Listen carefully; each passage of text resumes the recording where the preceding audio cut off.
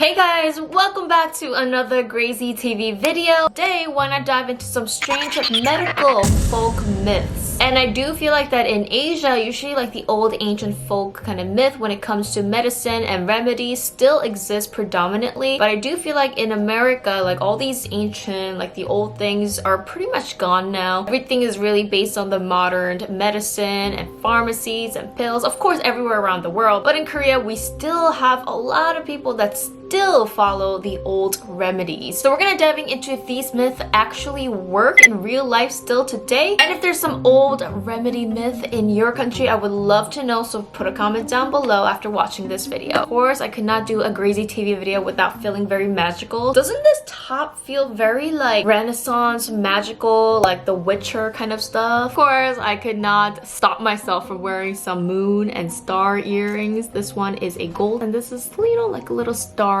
or like a sun that's kind of like coming down, dangling here. So number one, in Korean we call this 손따기. This is the most famous folk ancient myth that everybody in Korea does still to this day. So that's kind of translation into finger puncturing. So this myth is very popular when you have indigestion. So indigestion is kind of like when you eat something really quickly, or if you have starved for long periods of time, and then all of a sudden if you eat like a large amount of food, that's when your body really cannot digest food properly. Sometimes it could feel like a heartburn, sometimes it just feels like you have to throw up. And I used to get them all the time when I was younger. I don't know why. Basically, you get a needle, a very pointy needle, you make a little tiny incision, and then you're gonna get a tiny bit of blood that is going to come out. What you do is you kind of like squeeze the finger so a little bit more blood comes out. I believe depending on how bad your indigestion is, you are supposed to do all 5 fingers. Apparently, this releases negative energy, it releases negative toxins in your body, and there's kind of like this very cooling sensation. It kind of feels like you're releasing something from the deep inside. A lot of people think the hand puncturing is more like a psychological thing, a psychological healing. So psychologically, we already have that in mind that this is supposed to help us, you know, whenever we're sick. So I do think that it does give a little bit of help when you actually do believe in it. Also, I believe psychologically, because you're puncturing a little bit of your fingers, it diverts the pain somewhere else. So now you have a little bit of stinging pain on your fingers instead of your, you know, stomach or different parts of your body. So it's kind of like diverting the pain. So maybe that's why you feel less pain in your original problem area. Please don't use regular needles, because regular needles could have a lot of bacteria in it, or you do have to sterilize it. There's actually a special needle that is meant for finger puncturing remedy, so you guys could go out and buy that if you guys want. And doctor says this is actually not proven by science, so no one actually knows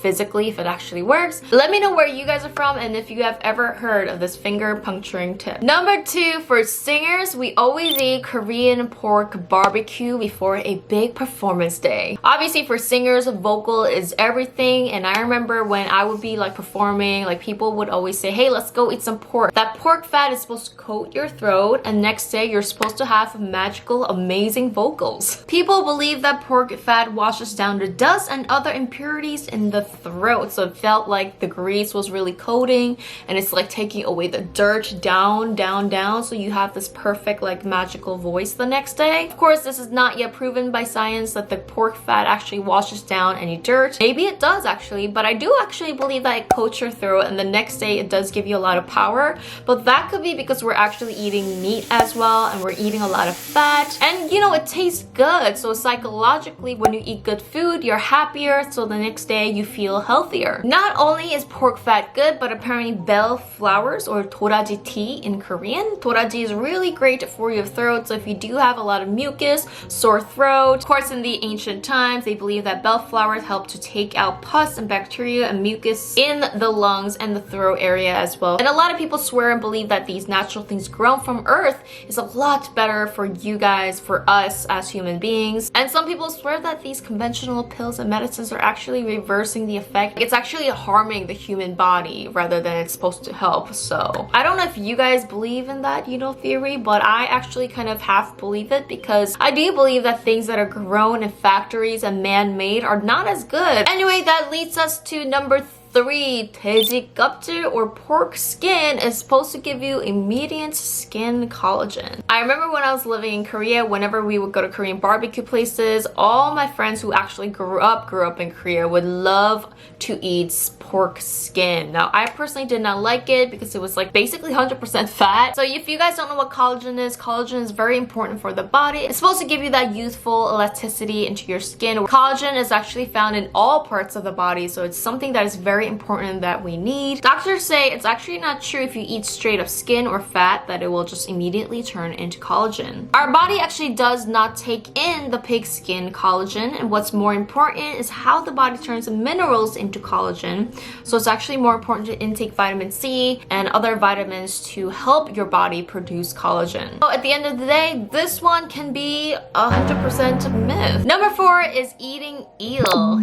Eel is apparently really good for men. I remember even in like Korean dramas, Korean comedy shows, they would show like the scene where the wife makes eel for their husband because it's supposed to be really good for stamina. So eel has great vitamin A and B that helps to regain lost energy. Apparently eel is really great for children as well. It's supposed to help with brain development and memory. And also for females, eel is really great for the skin. So people in Korea love to eat eel whenever they're feeling really down, whenever they lost some energy or have stress at work. I personally do not like eel because it has that like smell to it. But if you guys are into like the mystical myth and theories like that, eel is supposed to be like this ancient sign of vitality. If you have a dream about eels, apparently it's supposed to be like a really good sign in your life. Number 5, when you are hungover, what do you eat? In Korea, we eat 해장국. I know in America or in the Western countries, if you have a hangover, you're supposed to eat really greasy food like hamburgers, pizza, french fries. Alcohol is very strong. It stays in your system, you know, it stays in your mouth. There's that like alcohol smell. So Koreans love to wash this down with a very, very spicy or very, very salty, flavorful soup. 해장 actually translates to relief and guk is soup. 해장국 actually varies in the flavors depending on where you go. Sometimes they even have like animal blood in there. A physical animal chunk of blood in there, which I do not like at all. But it's super hot. It's like sizzling when it comes out. So a lot of people love to eat this when they're hungover. That's why you always see 24-hour soup restaurants in Korea whenever there's like this drinking places. You guys might ask, do I personally prefer the American hangover way or do I prefer the Asian Korean hangover way? And honestly, I am the Korean hangover for the way. I would love to know in your country what you guys consider hangover food. Number 7 is acupuncture. Now, did you guys know that acupuncture is actually not proven by science? But acupuncture goes down way, way past in history. And in Korea, acupuncture is still like one of the main ways that you can get cured pretty much for anything. I remember a couple years ago in Korea, I had a swollen foot for some reason. I don't know why I had a swollen foot. But anyway, I decided to go to the doctors and they recommended acupuncture. Acupuncture claims that they can heal pretty much anything from swollen foot, back pains, muscle pains, joint pains, stress, insomnia, headache, allergy. Acupuncture improves the body's functions and promotes the natural self-healing process by stimulating specific atomic sites, commonly referred to as acupuncture points or acupoints. The main reason for acupuncture is for something called qi. Qi is supposed to be like some energy flows into your body that is invisible, that can't be really seen by any technology. Once you get the treatment, it's supposed to let the qi or the energy in your body flow nicely so you're no longer sick. I really want to know if you guys have a belief in acupuncture because some people really believe in it and some people actually think acupuncture is a whole hoax. Number 8, if you want to conceive a child, you need to eat certain foods. So this one actually my mom told me too. Before she had me and my brother,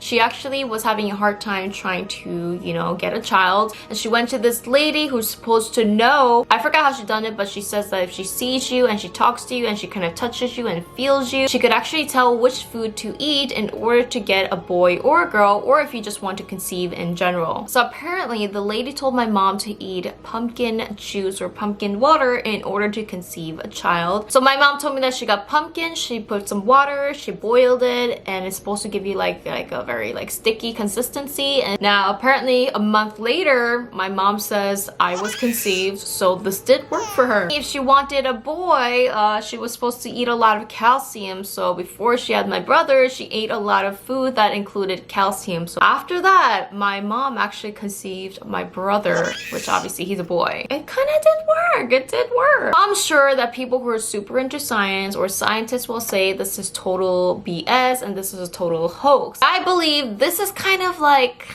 the law of the universe section. So basically what that means is when you're telling the universe your intention or will, it's really hard to explain, but technically you're mixing your will, your intent, and your energy mixed in with earth physical components, and together they're supposed to really help you get what you want. Does that make sense? That's why they say certain potions or spells, you need certain type of herbs and different, materials in order to fulfill that purpose. This actually could work with a lot of different things, not only conceiving a child. If you want to make someone fall in love with you, there's something called the love potion, there's a healing potion, there's a protection potion. So you guys let me know if you guys believe in these certain herbs and food methods, and if you guys ever tried or your parents ever tried something like this. Number 9, we're gonna go into the egg massage. I remember growing up, whenever I had a bruise, I fell off a bike, anything like that, my mom would make these like cooked eggs, and she would tell me to roll it around my face, roll it around,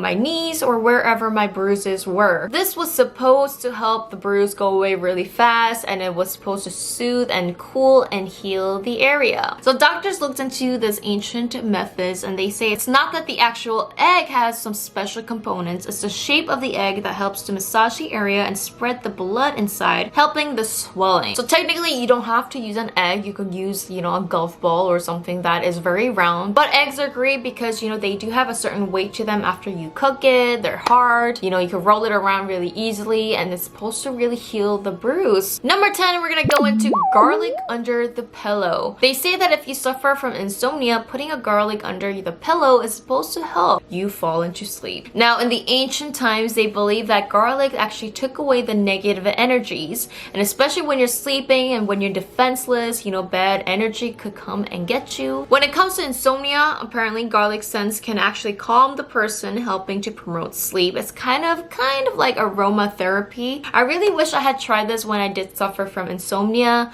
I never thought of doing this, but if you guys are suffering with insomnia or do have trouble sleeping, why don't we try this garlic under the pillow and see if it actually works. I've heard that mugwort is supposed to promote lucid dreaming. I've tried that before, actually putting mugwort under my pillow. I think it did work because I put my will and intention. I remember my dream for a couple days when I was doing it. So you guys let me know if there's anything in your country that you put under the pillow that's supposed to promote whatever. The last one we have, eating anchovies are going to make you taller. You guys have probably heard something similar like this. I remember in America when I was growing up as a child, I would always see got milk signs. So why anchovies in Korea? So anchovies are a very good side dish to Korean food. I'm sure in the West you have milk and cereal that's supposed to be like the breakfast in the Western culture, but in Korea you actually eat rice and side dishes for breakfast as well. So anchovies are supposed to be packed with calcium and nutrients. I remember eating a lot of anchovies and milk when I was growing up, but I'm still 5'4". So I personally don't believe that calcium actually reverses your DNA and makes you taller, but I do believe the debate kind of relies on, are you on the side of man-made medicines and pills, or do you still want to stick with the old ancient earthly remedies? A lot of people say the more man-made conventional medicines that we take, we're actually straying farther and farther away from spirituality and the nature. There's actually a folk medicine remedy that works in your country, let us know and maybe we can try. Thank you guys so much for watching. Remember to hit the like button if you enjoyed that. Remember to subscribe and hit the notification because I reply to all my early birds. See you guys next time. Bye!